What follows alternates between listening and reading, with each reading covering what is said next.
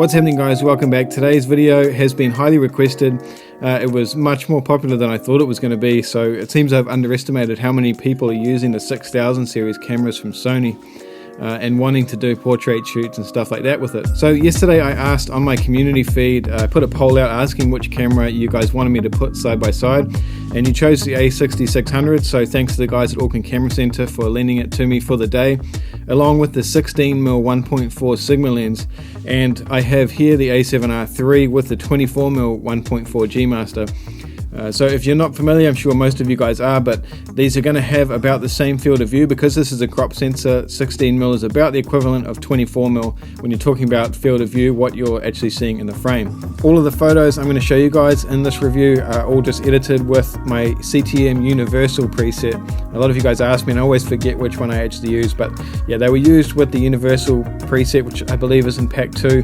So if you're interested in that, there's a link in the description where you can buy those and support my channel. Yesterday I had Millie and Addison come along for their engagement shoot. They booked me in a while ago for their wedding. It's not till 2022, but we decided to go ahead and do the engagement shoot anyway, and it was really fun. So the very first thing I noticed when I picked it up from Auckland Camera Centre was I actually forgot it has the same battery as the A7R III, which makes the grip bigger. So it does feel a lot nicer in the hand compared to the A6300 or 6500. But it's still not ideal. I definitely prefer how my A7R III feels, especially with the grip I have. This is just a cheap Miki grip. I'll put a link in the description if you guys are interested in that. It has a tripod plate built into it. The next thing I noticed, because this one obviously has the real-time tracking, which the A7R III doesn't have. The new cameras have it, like the A9 and A9 Mark II. A7R4 has it. And the way the camera is set up, I still would prefer to have it on back button focus. For this shoot I didn't. I just used real-time tracking and the shutter button. You could easily set it up on back button focus on this button here. I did originally have it set up on the A6500 I owned quite a while ago, and it worked fine. The focus system on the A6600 is really fantastic, especially with the real-time tracking. I didn't really have any missed shots with either camera. I am much more used to the A7R III, so you know, I think the A6600 with the real-time tracking does have a slight edge over it.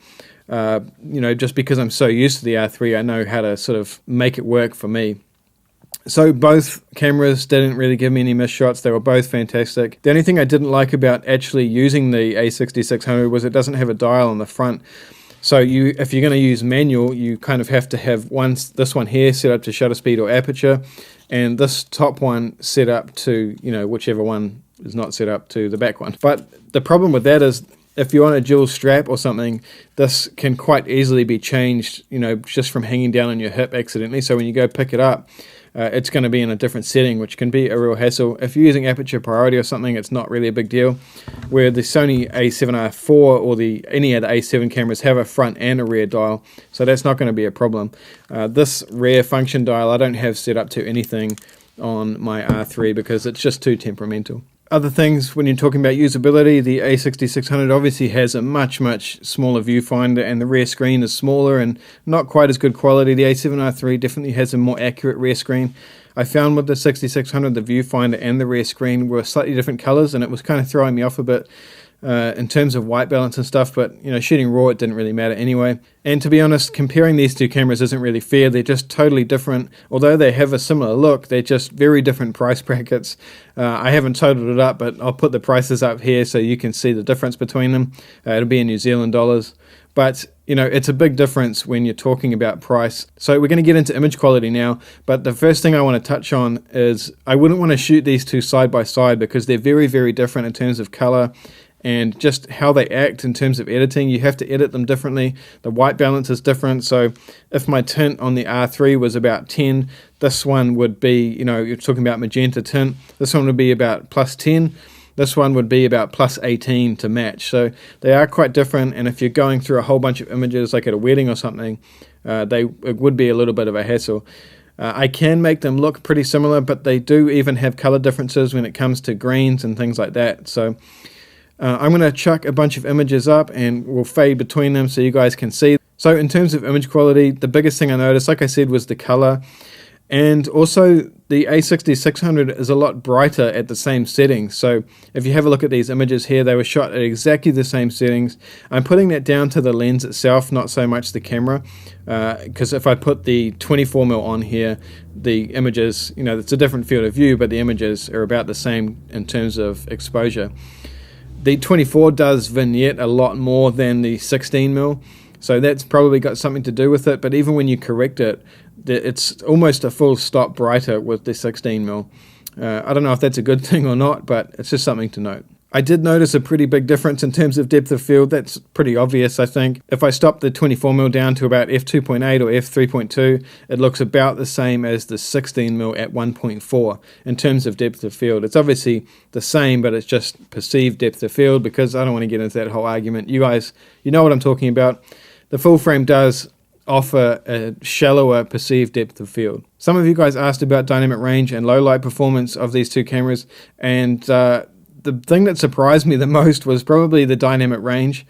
I looked up on DxOMark after my test because I just didn't think it would be right, but dynamic range in terms of bringing down highlights, they seem to be about the same. The specs from DxOMark, I know it's just DxOMark, it's not real world testing, but it does say that the A7R III has more dynamic range, and I guess it would overall if you're bringing up shadows as well. But in terms of pulling back highlights, they both performed almost identical from my tests. In terms of low light, however, the A7R III definitely has an edge. The A6600 is much grainier at 6400 and definitely at 12,800. So I wasn't really surprised by that. I know some of you guys will be, because you hear 42 megapixels, it's just going to be bad in low light, but it's just not the case. Full frame still has the edge in low light. The A6600 for a crop sensor though was really respectable. Where I really wasn't happy with the A6600 was the colors. So when I was editing them, they just don't have that color depth, and that came across in the DxO specs as well. There's a much bigger difference between color depth than there is dynamic range when you're talking about the sensor specs on DxO, and I definitely noticed that when editing the files. The colors still look great, but they're just not as nice as the ones in the A7R III. You just have, it seems like you have a little bit more tonal range in the R3 for skin tones, and I could just bring out a little bit more of it. But yeah, overall, I definitely prefer the A7R III in terms of color. I think in a real world situation, if you couldn't afford the R3 and you were just getting into photography, a lot of you guys really like how I use the 24mm G Master and say you want to get it, but it's out of your price range. If you're getting into it, I could definitely recommend this combo for engagement shoots, family shoots, weddings even. I just would find it difficult shooting them side by side, so I'd probably even prefer to have two A6600s if you're going to shoot a wedding, maybe with the 16mm, and I believe Sigma do a 56mm 1.4, I could be wrong about that, but there's the 55mm 1.8 is a fantastic lens, especially on this camera. Honestly, it's only really when you shoot them side by side like this, which you're really not going to do. Why would you two different cameras with the same field of view? It's just not going to happen. So it's only when you're doing this that you can really see the difference. This is going to be a really good way to get a very similar look, and when you're not comparing them side by side, you're not really going to be disappointed with the A6600, I think. You could even go for the A6300 or 6500 for much lesser money than this one and still get a pretty similar result. I do like the 16mm Sigma. So thanks for watching, guys. Subscribe to my channel. Really appreciate you following along. See you next time.